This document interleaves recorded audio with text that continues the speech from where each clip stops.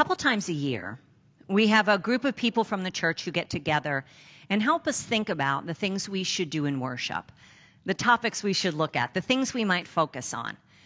In the 2 years I've been here, there's been a couple topics that come up pretty much every time we gather. The first is the topic of hope. I think we're all looking for hope, and so we try to talk about hope throughout every year. The second topic is one that came up more recently and then reappeared as we were planning for this fall. And it was the topic around how do we get along in the midst of such a divided world. Well, the first time the topic was brought up, we did a sermon series called But We Don't See Eye to Eye. And we did that sermon series in February. Now, this fall, we're doing a part 2. We'll take 3 more weeks to talk about this important topic. And for me, there's a little bit of a tagline for the part 2.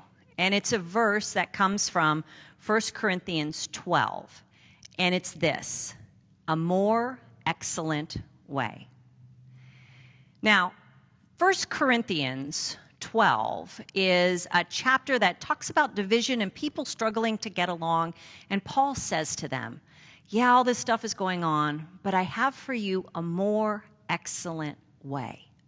That's where the line comes from. And then in 1 Corinthians 13, Paul spends the bulk of that chapter talking about love. You may be familiar with that chapter. That's the one that says love is patient, love is kind.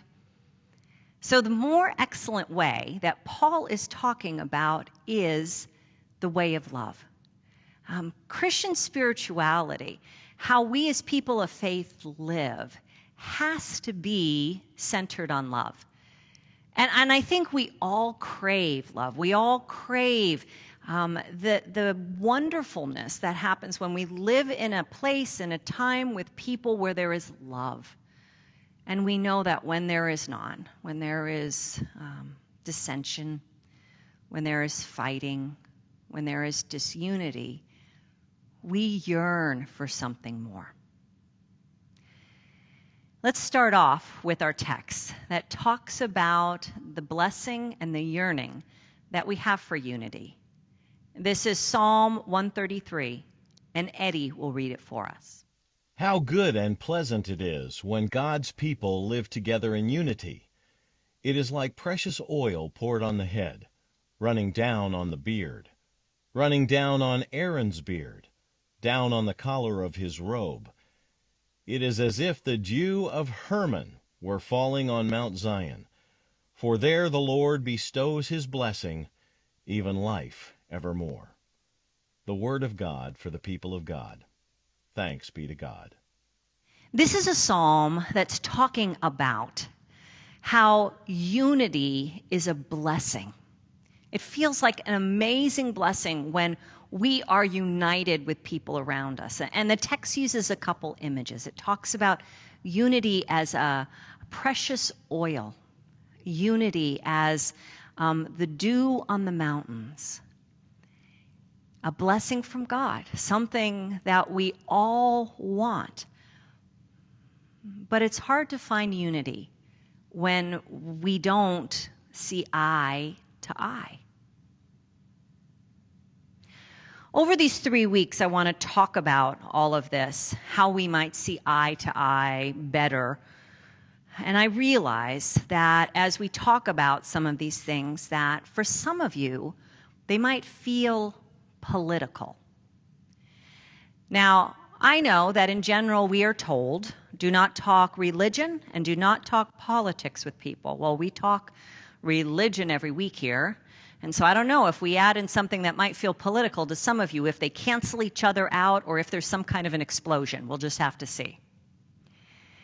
Now, when we talk about politics in today's world, usually what we're talking about is bipartisan politics, right? We're talking about people having very strong feelings about very particular things and all the yelling that happens around that. It reminds me of when I was a new pastor serving in my first church. A man came by with a whole pile of leaflets, and he told me that this was the list of how people should vote in the coming election. He told me that I should put these in our Sunday bulletin so that all the people in my church would know the Christian way to vote. I explained to him that I didn't see it that way, that in fact I felt that Christians voted in all different kinds of ways, and that I was not going to be distributing his leaflet. He spent about 20 minutes explaining to me how wrong I was, and how there was really only one Christian way to vote, and that this was it. Now, when we talk over these weeks over some things that might feel to you political, know that we're not talking about politics in the way we talk about it commonly. We're really talking about community. We're talking about how we get along with each other, how we relate to each other, how we are responsible for each other. That's a much wider understanding of politics, a much wider understanding of community. That's what our focus will be. How I see it is that my role as a pastor is never to tell you what to think about politics. You're going to think what you think. You're going to vote how you vote. I think my role, my job in all this, is to help you take whatever it is you think and bring it into relationship with your faith. So to think about, am I thinking this way or voting that way because of my own desires, or is God in this? Is the kingdom of God and in what Jesus has done for us, is that part of my decision? Or is my faith not even involved? I want to help you think faithfully about your faith. I want to help you think about your politics in a way that lines up with the gospel. And let me say this. I know that that means that there might be some things I say over the next couple weeks that don't sit great with you, that make you feel like you've been pushed a bit. And just know that's on purpose. Any of us who seek the way of Jesus will be pushed past our comfort level, past what we might normally do, called to a bigger vision of the world. So while I don't relish the idea, I know that I've been pushed past where I'm comfortable, and probably we all are going to be pushed past where we're comfortable as we try to take our faith and connect it with our politics. So, let me explain to you a little bit of how I think about all of these topics. And I share this because this guides my conversation, and I hope it might guide yours too. So I have two principles that I use in times when I don't see eye to eye with people. And the first one is this. I value relationships over agreement. I value relationships over agreement. Now, what I mean by that is that I value you, not because I agree with you, not because we see things the same way, but because I have a relationship with you. And I prioritize that. I know that sometimes we don't agree with people we love. And what I'm trying to say is we shouldn't have to agree in order to care for each other. We don't have to agree for us to love each other. I value my relationship with you and with everyone in my community way more than I value or care about our differences and our disagreements. Now, I realize that might be a little bit of a strange way to be, and probably the reason I am like this is because I grew up in a family where my dad loved to have debates at dinner. We would discuss all kinds of things, and we would take different sides, and we would debate it, and we would say what we thought, and then at the end of the meal, we'd be fine. We would be able to navigate through that because we knew we didn't have to agree in order for us to love each other, in order for us to build a life together, in order for us to have a good time together. So that's the first thing. I value relationships over agreements. And this is the second thing, and I've already kind of hinted at this.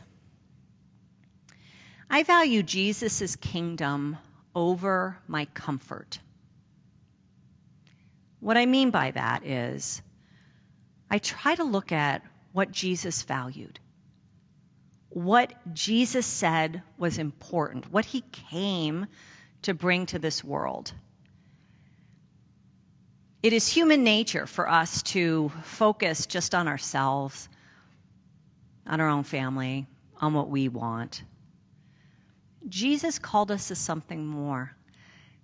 Some of Jesus' teachings included things like his call to life and life abundant, and his saying that the people who are in and who are out are not always the people we think, and that weak is the new strong, and that everyone gets a second and a third and a fourth chance at this, and that love is what wins.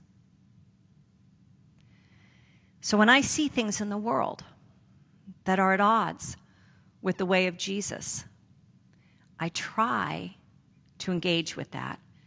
And most of the time, I am not very comfortable in doing so. One thing I want to say about this, because I think this is an important point of clarification, is that you and I, we might agree on Jesus' teachings, but how we think they should be lived out might be different. For example, let's say that I care a lot about prison reform because I understand Jesus' teaching about redemption and getting more chances to be important. And you might also think prison reform matters. But how we think that should be lived out, well, that might be different, depending on who we are, depending on where we stand. The bigger idea here is that we value Jesus' teaching so much that we let it push us past our comfort. We let it push us past what we like and our family likes, and hear the call to care for people. Hear the call to go that extra mile, even when it costs us. Even when it makes our life more difficult. So these are the two statements that guide me. And I hope that they help you as you think over these weeks and in the coming months how to get along with people and how to find some unity in the midst of this time. So valuing relationships over agreement, and valuing Jesus' kingdom over our comfort. Okay. So let's talk a little bit about racial justice this morning. What I believe racial justice to be about is that I believe that my faith calls me to work for a world where the color of our skin, where we grew up, what our background is, doesn't stop anyone from having access to a full and equal life, to justice, to safety, to happiness, to advancement. Now, you may wonder why this should matter to you. If you are a person of color, maybe it matters a lot. But if you're someone of European ancestry, maybe you're thinking, well, why does this really matter to me? I mean, not too long ago, someone who I love and respect said, you know what? With everything that's going on in the world, with COVID and the kids not being in school and dealing with unemployment and dealing with just all the stress and the mental health issues of this time, I just don't have the bandwidth to think about racial justice. Okay. I get it. But let me tell you why you should push past that and why it should matter to us all, no matter who we are, and no matter where we sit in this culture and world.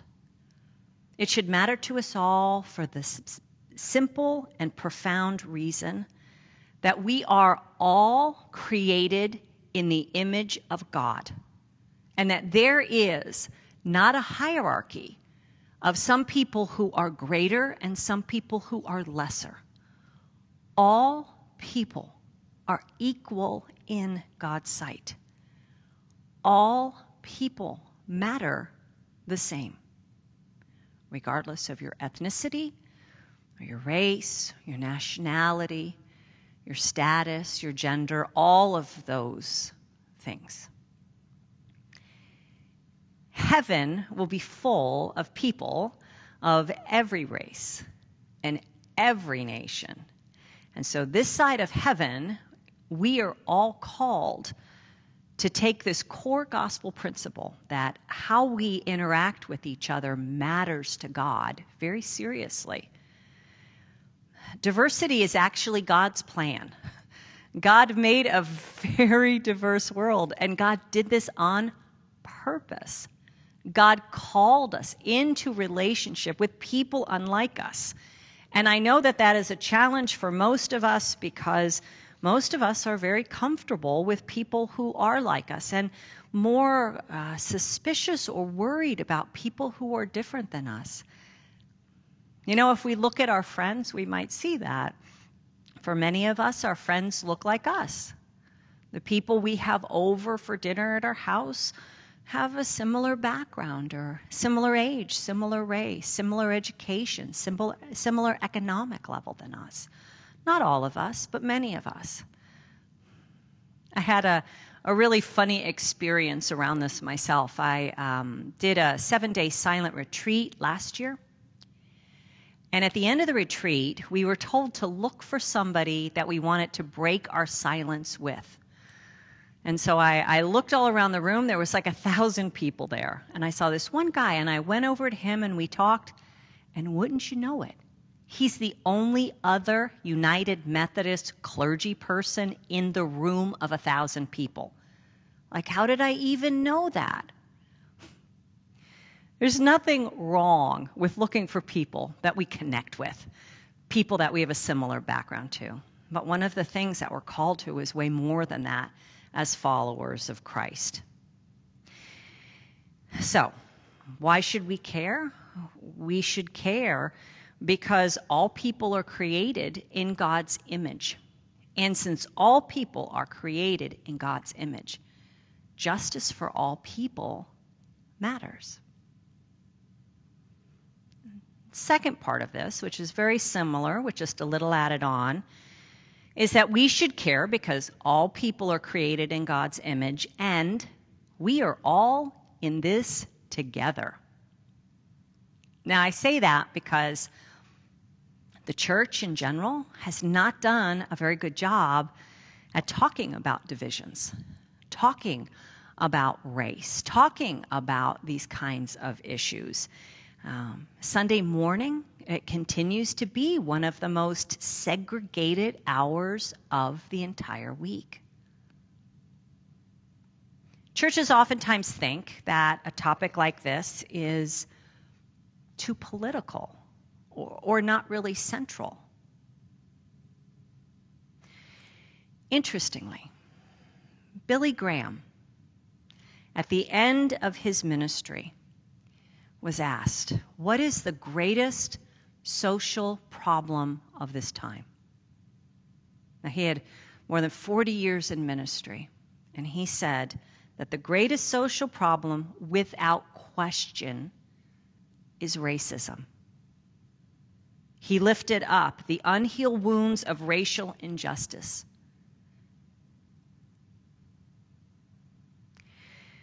Our work as people of faith isn't just to make sure our own family's doing fine, but it's to be engaged with the wider community and to care about all people, for we all bear the image of God.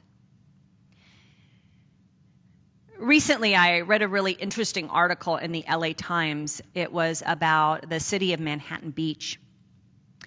Manhattan Beach is about 50 miles from Valencia. It's a coastal town. It's actually my husband's hometown. In 1912, Willa Bruce purchased the first of 2 parcels in Manhattan Beach in an area called the Strand. And she and her husband Charles ran a popular lodge and cafe and dance hall for black families that would come down to the coast on the weekend to escape the heat.